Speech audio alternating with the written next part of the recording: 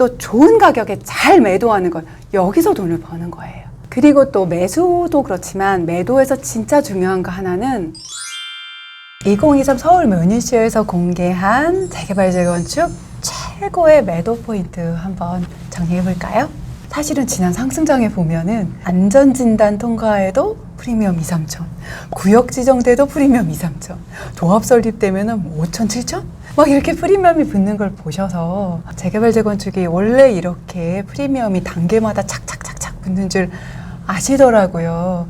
이게 꼭 그렇지 않아요. 근데 지금 시장 꺾였죠. 지금 조합 설립된다고 프리미엄 거의 안 붙거든요. 그러면 시장이 꺾여서 재개발 재건축 망하려고 프리미엄이 안 붙는구나 가 아니라 사실 이게 정상인데 제가 지금까지 지켜본 건 거의 이랬어요. 사실은 그럼에도 불구하고 시장이 보합이거나 뭐 약간 하락이거나 이럴 때도 불구하고 어느 단계를 지나면 시세가 팍팍 올라주는 단계가 있어요. 제가 15년 동안 봤다니까요. 그 포인트를 아시면 돼요. 그럼 그 첫 번째 매도 포인트는 언제일까요? 제가 여기 지금 그림 하나 띄워드릴게요. 이게 제가 책에 나온 이 재개발 재건축을 쉽게 알아보는 이제 표인데, 여기에서 보시면 조합 설립 단계를 지난 큰 포인트 하나가 사업 시행인가 단계.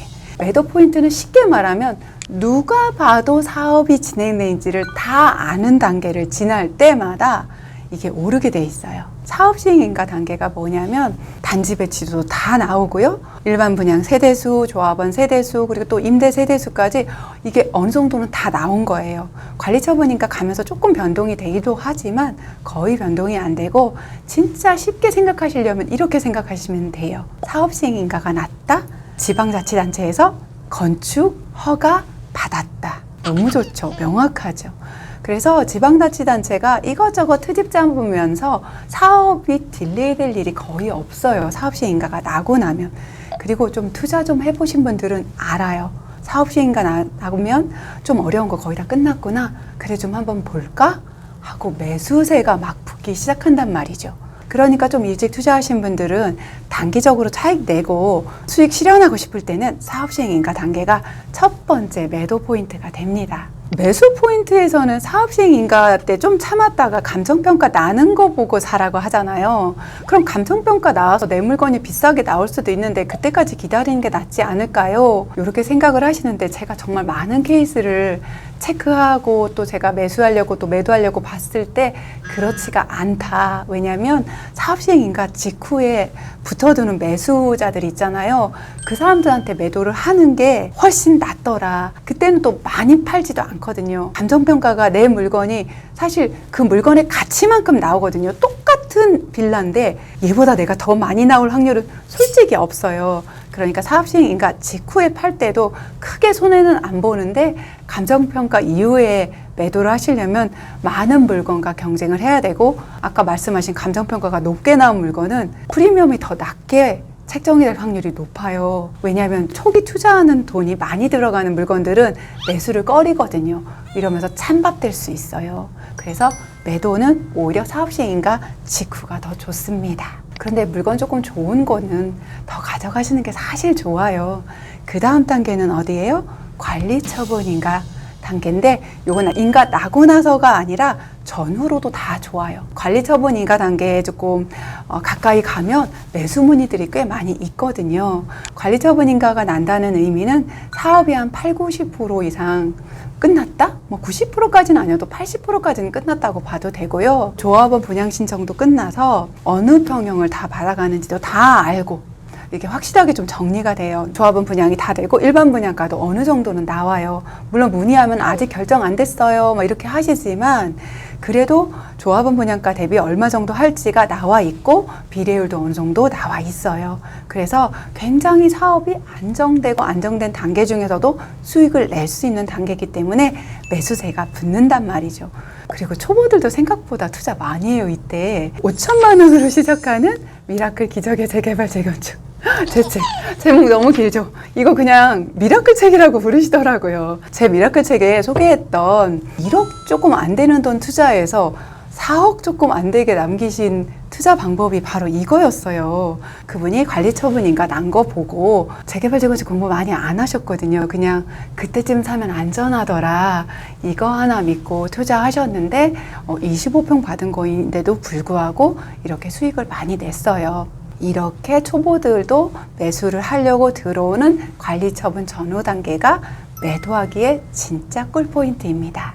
이때가 아니면 그 다음은 마지막에 표시해드린 입주할 때, 준공하고 입주할 때인데, 이때는 사실은 조합원 물건이나 일반 분양 물건이 같이 거래가 되기는 하는데 조합원 물건이 훨씬 인기가 좋아요. 지금 기준으로 말씀드리면 지금 사실 분양권 거래는 풀었는데 분양권 양도세는 안 푼 거 아시죠? 1년 미만이면 70%, 그리고 1년 이상이면 2년, 3년 뭐 되더라도 여전히 60%, 굉장히 세율이 높아요. 그래서 가격을 쉽게 내리기가 어려운데 조합원 물건들은 대부분 조합원들이 원래부터 가지고 있었기 때문에 비과세 받는 물건이어서 거래 조정도 잘 되고, 조합원 옵션에 대해서는 요즘은 인식들이 많이 깨어서 옵션들도 다 무료로 받고 하니까 조합원 물건이 더 인기가 좋단 말이죠. 게다가 100% 이상 비례율이 나오면 사업으로 인한 이런 이익까지 있을 수 있으니까 조합원 물건을 찾는 분들이 점점 늘어나고 있어요. 그 얘기는 뭐냐? 입주장에서도 매도하기 정말 좋은 게 조합원 물건, 입주권이다. 그러니까 결국은 이때도 매도 포인트가 된단 말이에요. 그런데 저는 좀 장기 투자를 해봤잖아요. 장기 투자를 해보니까 사실은 고비고비마다 팔고 싶은 유혹이 있고, 이때쯤 팔면 얼마 정도 이익이라는 게 보이는데, 이제 입주를 좀 곧 앞두고 있는 물건들이 있다 보니까 좋은 입지에 있는 애는 저 입주할 때 팔 생각 없어요.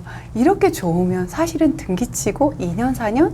계약갱신 청구권 때문에 4년이나 가져가야 되잖아요. 이렇게 말하는 소리가 막 들리는 것 같은데, 그걸 4년이나 고생하고 힘들게 못 판다가 아니라 새 아파트잖아요. 제가 분명히 말씀드려요. 입지랑 수요가 충분히 있는 곳일 경우에요. 그렇지 않은 경우는 언제든지 단기 매도를 노려보시는 게 더 좋고요. 뭐 입지라는 건 기본적으로 학군, 교통, 일자리 이 모든 거를 잘 따져보셔야 되고, 매수 포인트 이전 영상에서도 그렇고 매도 포인트도 그렇고 기본적인 부동산 공부는 베이스가 돼 있어야 돼요.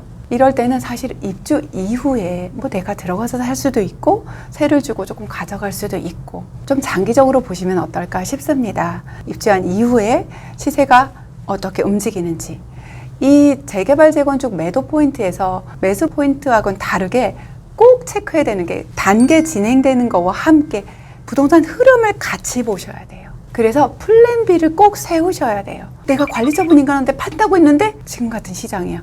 어떡하지? 난 그렇게 계획을 세웠는데 하실 게 아니라 자금 상황을 잘 보셔서 수정할 수 있고 내 계획을 업데이트할 수 있어야지 진짜 찐 투자자로 거듭나는 거예요.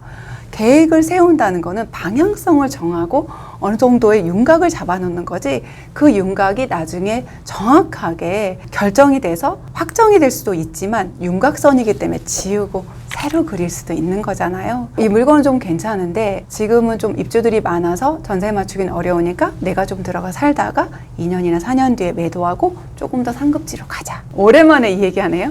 브레인을 말랑말랑하게 하시면서 유연하게 대처를 하시면 어떨까 싶습니다. 그리고 또 매수도 그렇지만 매도에서 진짜 중요한 거 하나는, 진짜 내가 세상에 이 집 한 채밖에 없어서 무조건 비과세다 이런 확신이 100% 드실 때라도 저는 사실 세무상담 하라고 하고 싶고요. 이런 경우가 아닌 조금이라도 얽혀있는 분들은 사실 무조건 세무상담 정도는 꼭 받으셨으면 좋겠어요. 저는 부동산 투자하는 데 있어서 전문 지식, 뭐 부동산 강의나 책이나 뭐 세무 지식이나 세무 상담 같은 것들을, 이런 전문 지식을 유료로 레버리지 하는데 돈 안 아껴요. 그런 돈은 안 아꼈으면 좋겠어요. 사실 저는 지난주에도 등기 하나 줬거든요. 사실 그거 별거 할 것도 없는데 저는 그냥 법무사님한테 맡겼어요. 저 몸도 편하기도 하지만 그분이 혹시 내가 놓치는 부분 체크해 주실 수도 있어서, 부동산 투자하시면서 요런 거 셀프 해보는 거 좋아요. 저 나쁘게 생각 안 해요. 근데 저는 제 기준을 말씀드리자면은 그래도 전문가들한테 맡겨서 전문 지식은 유료로 레버리지 하고, 돈은 내가 정말 좋은 물건 찾고 좋은 가격에 잘 매도하는 거, 여기서 돈을 버는 거예요. 저는 이제 그렇게 하니까 부동산 세금 바뀐 거 걱정하고 너무 이러지 마시고 기본은 공부하시고 진짜 세세한 것들까지는 코멘트를 꼭 전문가들에게 받았으면 좋겠습니다. 네, 오늘 매도 포인트 한번 정리해 볼게요. 재개발, 재건축 매도 포인트는 어쩌면 굉장히 쉬워요. 그런데 놓치기가 쉽거든요. 첫째, 사업 시행 인가 난 다음에 판다. 두 번째, 관리 처분 인가 전후로 매도를 한다. 세 번째, 입주 시기. 준공할 때쯤에 매도를 하시거나 너무 좋은 물건이면은 2년, 4년 더 가져가도 좋다. 이 세 가지 매도 포인트 중에서 꼭 기억하실 건 부동산 상승 흐름, 하락 흐름과 같이 결부해서 가장 좋은 솔루션을 스스로 뽑아낸다. 이렇게 저하고 재개발, 재건축 공부하다 보면 막연하게 새 아파트 준다고 아무거나 사고 아무 때나 파는 그런 실수하지 않으실 수 있을 거예요. 그러니까 구독, 좋아요, 알람 설정하고 댓글로 소통하면서 꾸준하게 함께 가면 좋겠습니다. 오늘도 미라클